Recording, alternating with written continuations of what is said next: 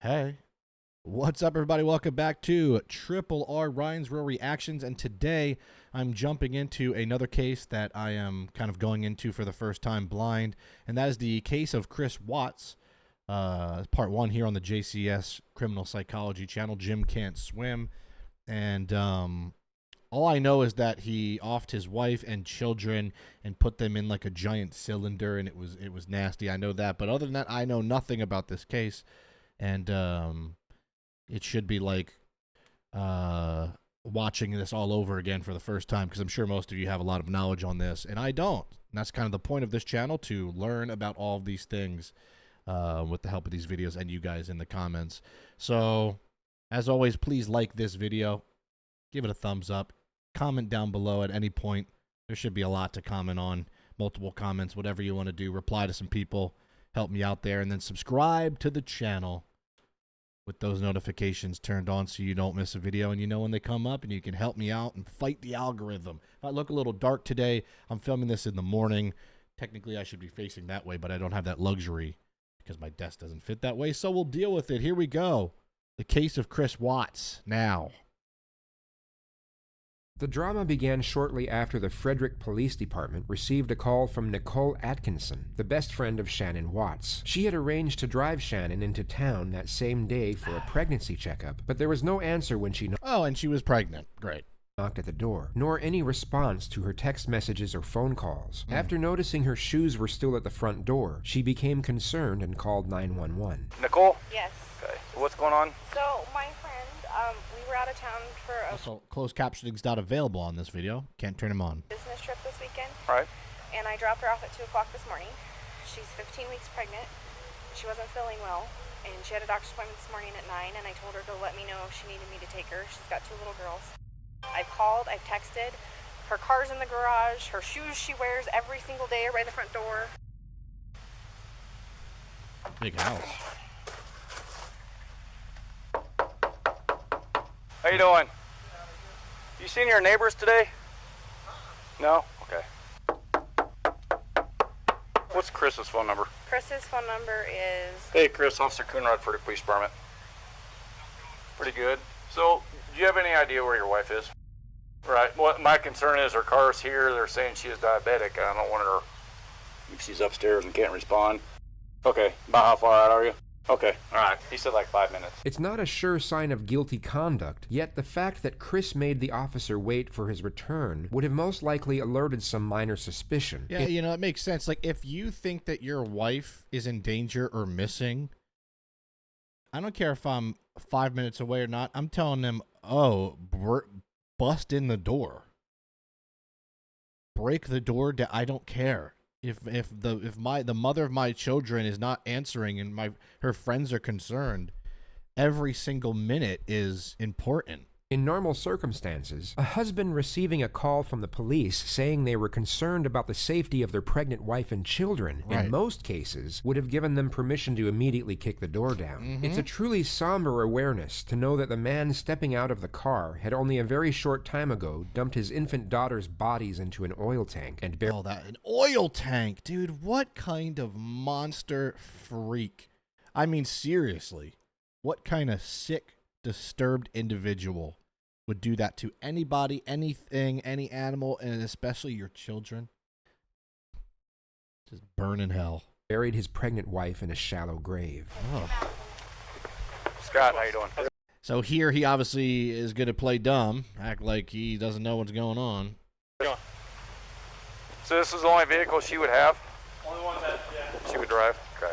The familiar routine for anyone checking for someone's presence inside a house, whether it be an emergency or otherwise, is to immediately call out to them for instantaneous reassurance. Chris remains silent, but instead feels the need to examine his wife's car before subtly sneaking through the internal garage door. He then disappears for 1 minute and 7 seconds It looks like the neighbor and friend is more concerned than Chris is here. before letting the neighbors and police officer inside. Only Chris will know what he carried out during that time period, but it's safe to assume that his curious behavior was not going unnoticed, made evident by the unsettled gaze of Nicole as he opens the door. Mind if I come in, Chris? There were multiple key moments captured from inside the house, which may not have been noticed immediately by the officer, but would have no doubt been gathered by forensics upon further investigation. The most overt peculiarity was Chris's interaction with his phone. The guise of his thumb movement would have given the impression he was texting someone, which would have seemed very peculiar, as the normal response would be to frantically call people rather than text given the circumstances. Also, if you're actually frantic, I don't care who you are, you're like, you're doing this. Like, you know, you're shaking. He's just like this, like he's ordering a damn pizza, like large cheese, I'll do stuffed crust. It's like, huh? Circumstances. Hindsight gives us a clearer picture of Chris's introversion, which is that he was most likely using his phone to avoid eye contact and progressive dialogue with the officer. All right. What time do you leave the day? What time to leave there? No, here. Usually between 5:30 and 6. All right. And was Shannon here then? Yes. Yeah, she's going back.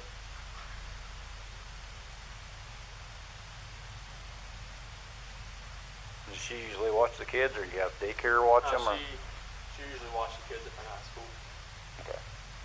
You guys have any kind of issues, marital issues, or? We're going through separation. You are? How's that going? There they go. It's going Civil for the most civil. part, or? Yeah, civil, he says. Once again, going through a separation or not, the mother of your children is missing. You would be asking the cop a bunch. You would be saying, "Well, let's go somewhere. Where can we go? We need to find her.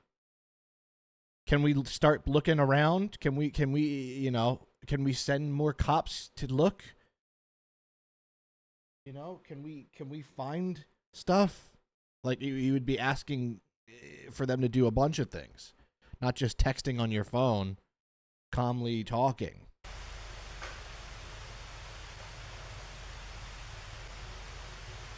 That neighbor. Additionally, we are presented with the neighbor and friend there, Nicole. You could tell she's just like, Women have really good intuition. Women have better intuition than men. And a lot of women, I feel like they know when something's fishy. They know when something's off. Not that men, like, we do have intuition, but women's intuition is just stronger. I think it's probably just like a motherly trait. the subtle cues of Chris's forethought cover story, being that his wife simply ran off with the kids after a breakdown in the marriage. All the girls' blankies are gone. Their blankets they sleep with, they don't leave anywhere without them. Good. Trying to set up an alibi.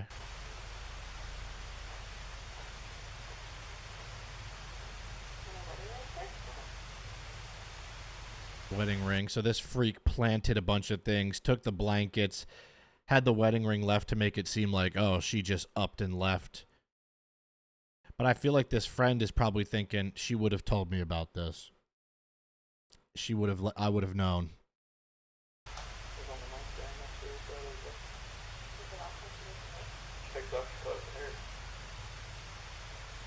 The rest of Chris's conduct could be analyzed and dissected in various ways, and it would be easy to pick at certain oddities in body language and link them with signs of guilt. Yet, without the hindsight we have now, his behavior could just as easily be linked with an innocent man who is understandably concerned and frantic over the disappearance of his family. I don't agree. I don't see frantic in that. I don't see concern. I see calm and cool and collected. I don't see any type of franticness. His very conservant neighbor, however, had the perceptual advantage of knowing Chris on a semi-personal level, and could analyze his kinesics in a far more accurate manner than the police officer. You just want to go talk to him? I'm going to get his info real quick. No. Well, look at that. The neighbor immediately knows he's off.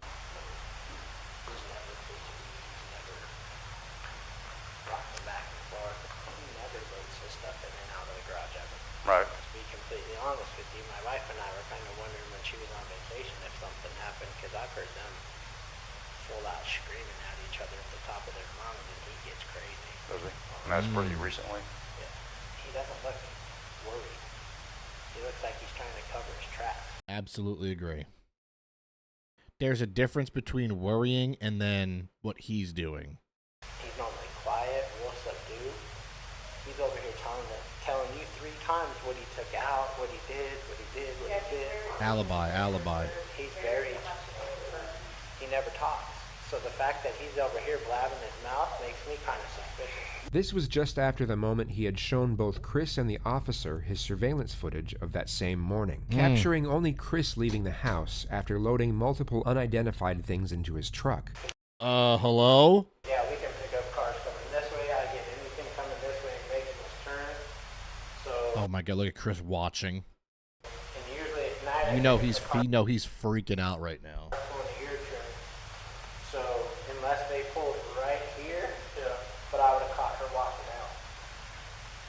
Although not fully incriminating, as Shannon and the kids could have left through the back entrance, this was an extremely detrimental piece of evidence, and would have no doubt been extolled by forensics and made Chris an immediate prime suspect. You know, my initial thought is like just the absolute disgusting thought that the things that he was loading into his truck were his own children. I mean, just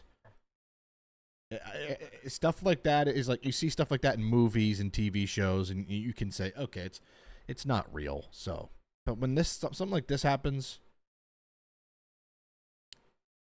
it's so baffling that that even watching this feels fake. I almost keep having to remind myself that this is a real person. The following day, Chris, for some bizarre reason, agreed to be interviewed by 2 separate news stations where he came across as extremely unimpassioned and detached from the alarming nature of the situation. Like, when I got home yesterday, it was like a ghost town. Like, she wasn't here. Kids weren't here. I have no idea, like, where they went. And right now, you got K9 units, the sheriff's department. Everybody's, like, they're doing their best right now to figure out, like, if they can get a scent. If she wasn't here, like, where did she go? Like, once I got here, it was like, all right, who can I call? I called her 3 times, texted her about 3 times, just to. Wow, what a hero! He called her 3 times. Say, you know. You know how many times I'd call my wife and or mother of my children if she was missing? To the point where they would have to take my phone away. 3 times. What's going on? Like, if she's vanished. He's trying to paint the picture that he is this noble husband so that he's basically trying to get ahead of it, right? He's trying to get ahead of this so people go, oh man, I feel bad for that husband. I saw him on the news. Like, couldn't be him. Why would he be on the news? I want her back so bad. I want those kids back so bad. Right now, I don't even want to just like throw anything out there. Like, I hope that she's somewhere safe right now and with the kids. Last night, I wanted that knock on the door. I wanted to see those kids running, just barrel rush me and just give me a hug and knock me on the ground. That's why last night was just horrible. I couldn't do it.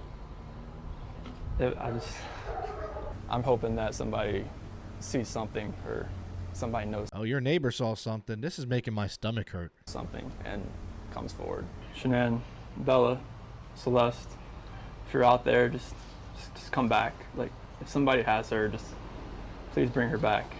I need to see everybody. I need to see everybody again. This house is not complete without anybody here. Please bring her back. This could have been construed as shock trauma, where a person will turn numb and retreat into themselves as a means of escape. Yet the viewers watching this live from home were probably thinking what we as the retrospective audience already know. He was called in for questioning 4 hours later. Oh, good. You know, I love me a little interrogation.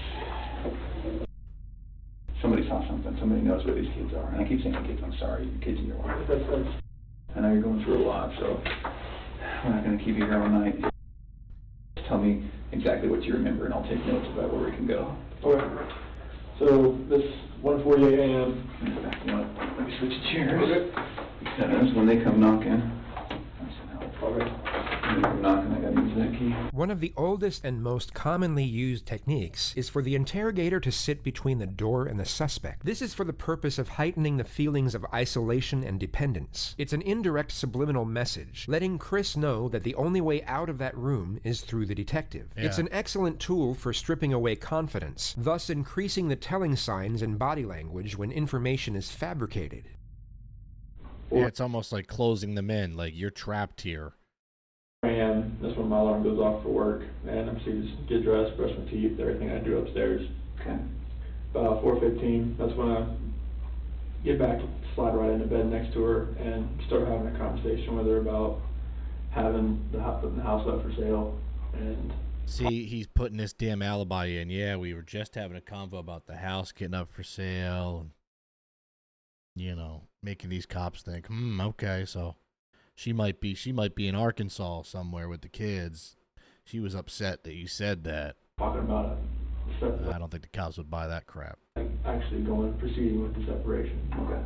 And obviously it gets pretty emotional, like we're talking about, you know, like we felt the disconnection was there, like falling out of love and trying to stay together, maybe just for the kids' sake, but we're realizing that doing like our homework, it's not, most of the time that's not gonna work. Yeah. Gets ready for work, goes to work, receives call from police, returns home. So that's when I got home, I opened the garage door and we went inside the house and looked everywhere, Shanann, Bella, and Celeste, nowhere to be found. Shannon's wedding rings on her. Also, another thing that I think is weird is, like, my initial thought, like, if you lose a dog or, you know, or even if you, like, a person is missing, the first thing I would think about is if I'm entering the home would be shouting their name. I don't know if their kid's name is Celeste or their wife, but let's just say Celeste, right? You would be saying, Celeste! Celeste! Like screaming it, right? Yelling it as loud as you can with pain in your voice over and over and over again. Like he walked in, went into the garage, looked in her car. I feel like he looked in her car to see if he could grab anything that might, you know, was like, oh crap, did I miss anything in here? Let me just look around, make sure nothing's in here. You know, like it just screams premeditated. And her phone's still on the couch, her purse is still there, the medicine for the kids is still there, the car seat is still there, and there's no sign of them anywhere. Okay. K-9 unit, news show up, police take information. Chris does 19 interviews. Goes to bed at 10 p.m. Doesn't sleep until 2 a.m. Oh, I'm sure. It must be so hard. Can't sleep. Can only imagine. You know, also the thing that makes you wonder is like, man, taking out your own kids, taking your own kid's life, what in the world? Even if you're having all these discrepancies and issues with your wife, like, and there's a issue with the wife.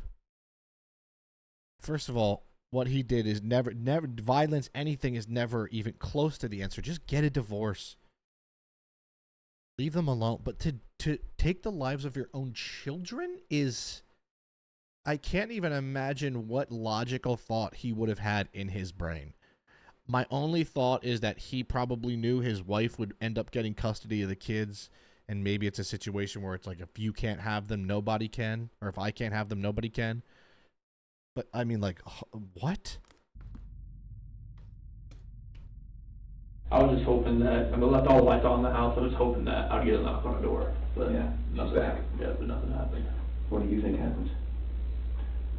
At first, I really thought maybe she was just at somebody's house, just decompressing. Just blowing off steam? Yeah, but after today, like with the onslaught of all the cars, I mean, all the police cars, all the news, all the K-9 units, it's making me lean the other direction about someone took her. Okay.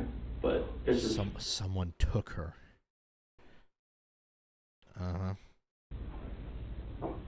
if someone took her, it would have to have been someone she knew. Because there's no sign of anything like being disturbed, broken. Mm-hmm. But like that's the way I'm leaning now. At first I thought for real she was just decompressing. None of this makes sense to me. Someone took her and kidnapped her and the kids, but it would only have to be someone that she knew. Yeah, and then if they saw the news report of them missing, you don't think that they would come through and say, uh-oh, sorry, I'm a friend of hers. Compressing somewhere, because I mean, I thought she was safe, even though everything in the house was left there. But now it's just after the day with the news crews and everything, it's just it feels. I'll tell you one thing I'd like them to do in these days. Let's get a Ring doorbell camera in these rooms, okay? I'm tired of this 280p 1990 CCTV footage. Let's get a Ring doorbell in here, okay? Let's get me some clear footage. I know this is probably from 7 years ago, but still, that was still around. Let's upgrade. The other direction. and it's freaking me out. Same thing with the body cams. I want 4K cameras. Let's get some vlogging cameras in there. Discussing Shannon. Okay, so Shannon's his wife. Discussing Shannon's friend circle, work life, phone history, computer history. On that night, I told her, well, that morning, early that morning, I told her, like, the disconnection, it's there. Like, it's not going away. Like, the connection we had in the beginning, it's not there anymore. It's like, I don't feel like the love we have is there anymore. Okay. And it's just like, I don't feel like, I mean, if we want to stay together for the kids, I'm not sure if that's going to work. Like, bringing That's another, what you told him? yes. Okay. Like, having another baby and bringing us into this relationship, do you think this is going to work with us being together? Why did you have another child then? That's your doing, Chris. That's on you. Or separation. You didn't have to have any kids.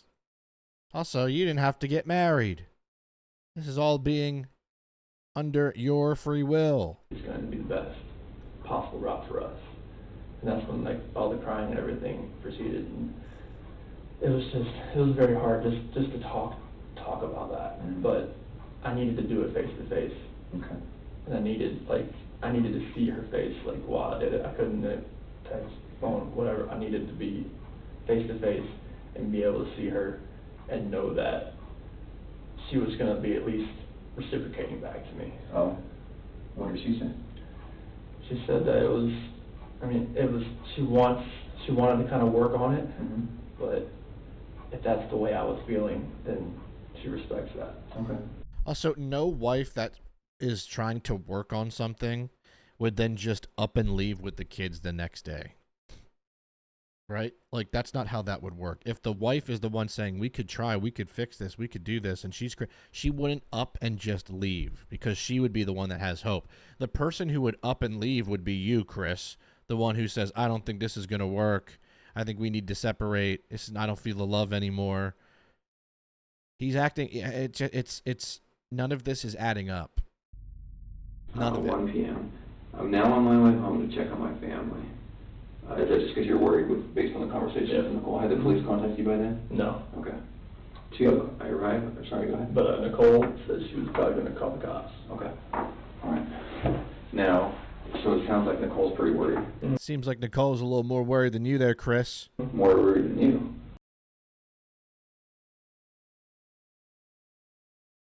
Yep. Oh, so once she couldn't get anything out of her and nothing was going on in the house, I was like, all right, I gotta go home. The sharp and sudden change of angle from baseline questioning to direct confrontation would normally make an innocent person refute or at least challenge the statement. Right. I'd be like, excuse me? Like, if you're innocent here, you would go, what did you just say? You know, you would take that offensively because you'd be like, this is the most traumatic thing in my life. Okay, I'm sorry that I'm having a difficult time processing this or at that moment. You know, like, you would just be like, how dare you? It just skipped right over his head like a rock on the water. There would also be a brief pause, as they would need time to process the allegation due to its perplexity. A guilty individual would already be in a defensive state of mind, and would normally respond in a hastily modus. Instead of refuting the remark, they would accept it, but try and explain its actuality in a defensive manner. But it sounds like Nicole was more worried. Yeah, because, like, if she doesn't text me, like, I understand that. Okay. Like, sometimes that happens. Okay. But for her not to get back to her direct sales group, that was very unorthodox. Okay. So then they're at home. Police officers there. Also shows how good the relationship was. Yeah, for her not to text me is fine and normal, and I'm not worried about that. But if she doesn't text Nicole, oh man, now something's wrong. Well, that's probably because you're a piece of crap. Then walk me through that. So as we go through the house, Do you immediately go through the house? I open the garage door and I just go into the house. I'm looking, like, I just go in the garage door and I'm looking. Is the police officer saying, hey, let me talk to you for a minute? No. No, okay. No. What's the vibe like? I go up there, shake his hand, but I'm, like, opening the garage door at the same time. Okay. And then I go through, and then they're waiting at the front door. I go in, open that up, and then they come in. Oh, so they didn't go in the garage door with you? Okay. Well, they went in the garage. They didn't come in the way I did. All right. So then everybody goes in. I think that was and at 4 o'clock, that's when, because the officer, I went over to the neighbor's house to see if he saw anything, and Whose idea was that? I think it was the officer, because Okay. he just went over there. And then that's when the neighbor called him back over to show him he had some stuff from the other night. Once again, an innocent husband, their immediate thought would have been, let's talk to the neighbors and see if they have any camera footage. Maybe we can see what happened. But whose idea was it to go check out and see if she was over there or what footage was? Well, it wasn't his. I wonder why. I kind of show him like whatever he had, and I put motion on it. Okay. 4 p.m. Police check neighbor security footage and question them as well. Okay. Have we talked about that? Is that where we're okay? That's where we're at. Anything else about that? No, I mean, it just shows Nicole dropping her off, but her not walking up, and it shows me loading my truck up at the time that I told you I left. Okay. Can we talk about something that's kind of hard to talk about? So when I work investigations like this, I have to keep an open mind on everything. Okay. And part of keeping an open mind is listening to. Also, I can, even just with the way the cop's sitting, he's trying to make Chris feel small. I mean, blocking it, but like, he's clearly blocking that path. He sat up, looking directly at him. Chris is now kind of hunched over in the corner. You know what I'm saying? You talk about your wife and your marriage, and the day she goes missing is the day that you guys have marital discord. Okay? Right. So you can understand what I'm thinking about you. Yeah. What do you think about that? Plurium interrogationum. Did not expect that to say interrogationum. Implication in the form of a request. What do you think about that? Makes me sick to my stomach, honestly. Like, I know, like, I've talked to a few of my friends, is like, you know, this does not look good on you. I'm like, I know. I talked to a couple of my friends, and they said, this does not look good on you. Again, an innocent person is not even bringing up or allowing the notion that they are guilty in the disappearance of their wife and children in any way, shape, or form. Any way. If something like this happened, if I'm in this situation and I'm innocent, and my friends say it doesn't look good on you, I'd say, excuse me? Doesn't look good on me? You know, like it would be, I would be like, who, what? It's like people that, if people knew that we were having marital issues, they're going to look at me, especially with the way everything looks. And it honestly just makes me sick to my stomach because this is something that I would never do. Loser. Ever. I know, like, you have to look at every vantage point. This is something I would never do to my kids or my wife at all. I love the silence. I think one of the best tactics to see if someone's lying is to say nothing. Pause. Because they're just going to keep talking. Makes it so awkward. They want to fill the space, you know? This is what is known as the pause technique. There we go. After the suspect answers a question, You would think I'm a freaking pro at this. the interrogator will remain silent while maintaining eye contact. This physical demeanor gives off the subtle cue that he expects more information to be divulged and may already know more than the suspect realizes. I'm not sure, like, See, and it works. Hook, line, sinker. Keeps talking. what I could do, like, to make people believe that, just because if they knew we were having marital discord, they would automatically look at me. But there's no, I would harm anybody in my family at all.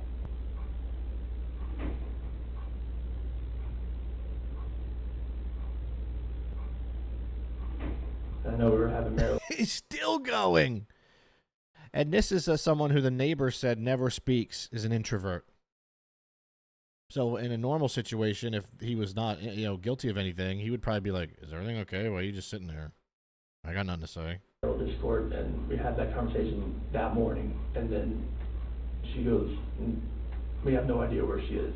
It just makes you wonder, like, did he think in his mind he just does this, ends the lives of technically 4 people, really, at that point, and he just thinks, because I guess he thought they would never get found in the oil bins, but like he just expected them to be like, yeah, his wife just went missing because they were about to get a divorce. Like, people are so stupid. Do they not realize that they're gonna check up on this? I just think he thought that was gonna be like, oh man, they're gonna feel bad for me. This alibi is gonna check out. Oh, she left her wedding ring. Wow, that definitely means she just left. Maybe she's in another country. And that's why you could tell that neighbor Nicole was like, no. Or the kids. This is working flawlessly by this interrogator. I have nothing to do with any of that. It's working flawlessly.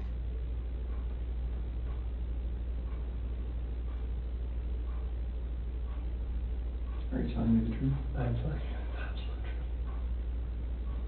Why should I believe you?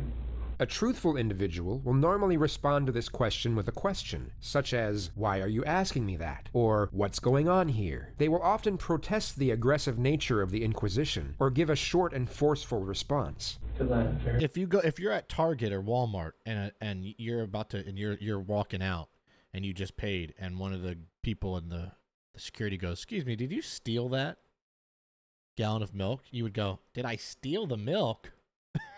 Right? Like, that would be I'm like, what? Did I steal the milk? No, here's my receipt. Here's my proof. He's doing the complete opposite here. Uh-oh. We got a length of response timer. I'm a trustworthy person, and the people that do know me, they know how I'm a calm person. I am not an argumentative person. I am a person who is never going to be I'm perfect. I could never harm any anyone. kind of relationship. I would never harm my kids. I would There you go. never harm my wife. You can talk to any of my friends, any of her friends. They know me. They know I'm a I'm sure they're going to talk to Nicole. Guy that's quiet. I'm not about confrontation. I'm not about anything that elevates to that level. You can, if someone yells at me, screams at me, I just take it, and I just try to get it by the wayside and get it back to where it's just a cool conversation, to where none of that gets to that height, because I am not that person. I've never been that person. So interesting. A guy that never speaks and is quiet just gave a minute-long ramble with no commas or periods about why he's innocent, instead of just saying, "I'm innocent because I didn't do it."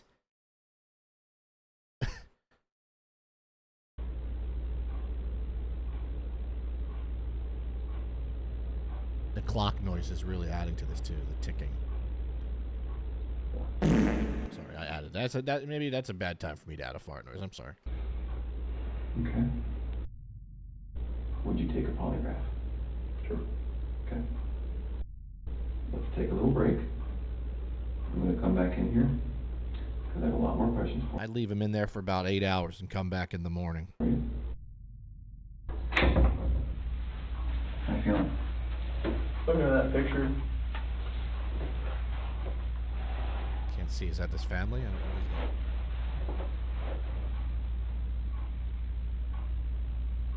find him. Gotta find him. He's acting. Got him. The Oscar goes too.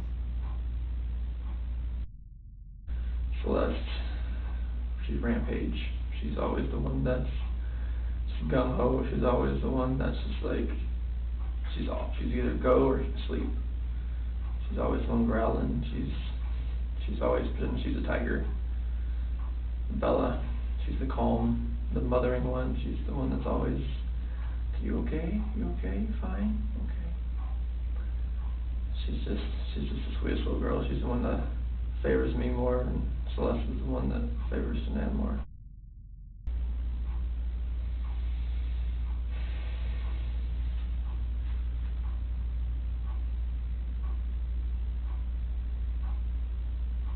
Cop's reading him like a book, man. He's looking at his face like, you're trying to force this. It's like sociopaths, you know, who they don't know how to feel emotion or show emotion, so they have to act and try to emulate a person who has feelings and isn't a monster. Because anybody who does this, like Chris Watts, is a monster. They're a socio-psychopath, obviously. I remember when they wore that dress. She just wore that dress not too long ago. Not a button in the back of it, so good. And now he's once again overdoing it. I would look at that photo for 10 seconds and be like, I can't, like, what are you doing right now? Like, this is messing me up. Like, I can't even think about this right now, you know? This cop knows that he's acting. He's putting on a show, right? He had her pajamas on. She's like, no, Daddy, button. I got button. I'm done in love with those spaghetti strap dresses. She likes long dresses. Now he's just rambling.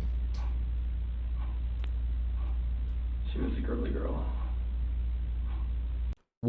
Oof. Oh my. Oh, that's hook, line, and sinker. You would never say past tense there. You wouldn't even let that be a thought. It would be, she's a girly girl. Not she was the girly girl. Oh. They got him. Oh, that's the end of part. Oh, man, I'm into okay. First off, let's talk real quick. We can do this.